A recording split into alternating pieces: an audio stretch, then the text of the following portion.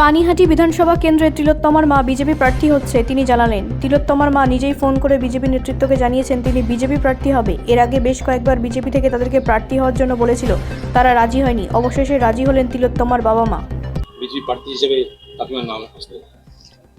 অনেকদিন আগেই প্রস্তাব এসেছিল, কিন্তু আমরাই কিছুটা দ্বিধাগ্রস্ত ছিলাম যে কি করব, সিদ্ধান্ত নিতে পারছিলাম না।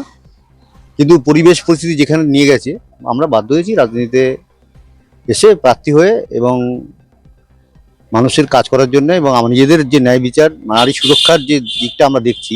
আমার মেয়ের ন্যায় বিচার পাওয়া মানে কি, যে সমাজে একটা প্রতিষ্ঠা করা, যে অন্যায় করলে তার অপরাধ, তার শাস্তি ভোগ করতে হবে, সেটাই করার জন্য আমরা আজকে ক্ষমতা আসার চেষ্টা করছি। কোন দলে প্রার্থী? বিজেপি প্রার্থী হয়েছি, কে হবে? কাকিমা হয়েছে এবং আপনার স্ত্রী? হ্যাঁ, আমার স্ত্রী প্রার্থী হয়েছে। এবং সেটা একটা কি ব্যাপারটা হচ্ছে, বিরোধী দলে এখন যারা শক্তিশালী তারা এই বিজেপি আছে, বাকি যারা আছে তারা এমনই অবস্থা তাদের, মানে সেটা তো অবস্থাটা এত দুর্বল অবস্থা, তাদের তো কোনো কোনো নির্দিষ্ট কোনো গাইডলাইনও তাদের নেই। তারা কোনো রকম ক্ষমতা দখল করার একটা পরিকল্পনা তাদের। আমাদের যখন কলতান এসেছে তখন আমরা বারবার বলেছি যে আমার মেয়ের মৃত্যুর উপর দাঁড়িয়ে রাজনীতি করতে আমরা কাউকে দেবো না, কিন্তু তারা সেই জায়গাটাই তুলে ধরার চেষ্টা করছে। তার বিরুদ্ধে বিরোধিতা করতে গিয়েই আমাদের আশা বলো যে আমরা রাজনীতিতে আসতে পারবো। এটা এটা এদের এদের স্বভাব, এদের সেই যে বামপন্থী দলগুলো আজকে তারা আন্দোলন করেছে বিচারের জন্য। কি করেছে? বিচার যাতে আমরা না পাই সেই কাজটা তারা করেছে। বিচার যাতে আমরা পাই সহজ হয় এবং যে বিচারটা আমরা পাই সেই কাজটা তারা করে। এখনো তারা বিরোধিতা করে যাচ্ছে এবং বাধা দিয়ে যাচ্ছে বিচার যাতে আমরা না পাই। এবং রাজ্যের যে অবস্থা, আজ 34 বছর ধরে বামপন্থীরা যে পরিস্থিতিতে রাজ্যকে নিয়ে গেছিল, পরবর্তীকালেও সেই বামপন্থীরাই এই তৃণমূলকে ক্ষমতায় রাখার জন্য ভোট কাটাকাটির অঙ্কে তৃণমূলকে ক্ষমতায় রেখে এই রাজ্যকে সেই দুরবস্থার মধ্যে ঠেলে দিচ্ছে। তাই এটা আমরা প্রতিরোধ করার জন্যই আজকে আমরা নির্বাচনে অংশগ্রহণ করছি। জানি না কে প্রার্থী আছে, আমাদের বিপরীতে কে জানি না, আমরা আমরা আমরা লড়াই করবো। হ্যাঁ, তৃণমূল প্রার্থী তীর্থঙ্কর ঘোষ। সেটা আমাদের জানার কোনো প্রয়োজন নেই কে প্রার্থী আছে। আমরা প্রার্থী আছি এবং আমরা সেখানে ক্ষমতা দখল করব, এটাই আমাদের। গতকাল রাতে কখন প্রস্তাবটা আসলো?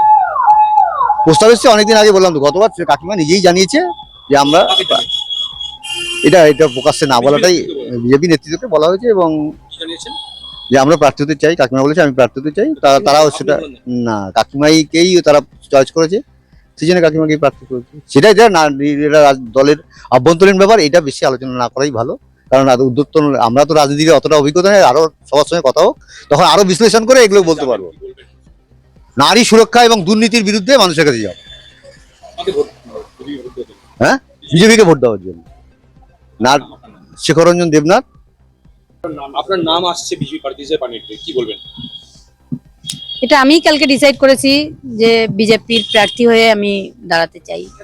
শেষ মুহূর্তে নয়, প্রথম থেকেই আমাদের বলা হচ্ছিল, কিন্তু আমি রাজি ছিলাম না। কিন্তু আমি দেখলাম যে নারীদের নিরাপত্তা এবং নারী সুরক্ষা আর যে রন্ধে রন্ধে পশ্চিমবঙ্গের দুর্নীতি, কোনো মানুষই ভালো নেই। তাই আমি এই তৃণমূলের পুরো মূলটাকেই উপড়ে ফেলার জন্য আমি বিজেপিতে যোগ দিয়েছি। এটা একটু না বললেই কথা এখনো কারো সঙ্গেই হয়নি। প্রস্তাব তাহলে কার থেকে এসেছে? এটা একটু না। প্রস্তাব আমিই দিয়েছি, আমি ফোন করে বলেছি কালকে আমি প্রার্থী হতে চাই কোন দল? বিজেপি। একসাথে আপনারা বলেছিলেন যে মেয়ের বিচার চাই, কোনো প্রার্থী বা কোনো রাজনীতি দলের থাকবে না। এখন দেখছি সেটা খুব কঠিন হচ্ছে লড়াইটা, ওই জন্য বিজেপিতে যোগ দেওয়ার প্রয়োজন। পছন্দ করলেন কেন? আপনারা তো অন্য দলের প্রস্তাব এসেছিল। হ্যাঁ, এসেছিল। আমাদের মনে হয়েছে এখন বিরোধী পক্ষ হিসাবে বিজেপি ক্ষমতায় আসতে পারে, তাই আমরা বিজেপিতে যোগ দিই। ব্যুরো রিপোর্ট, রাষ্ট্রীয় প্রসার বাংলা।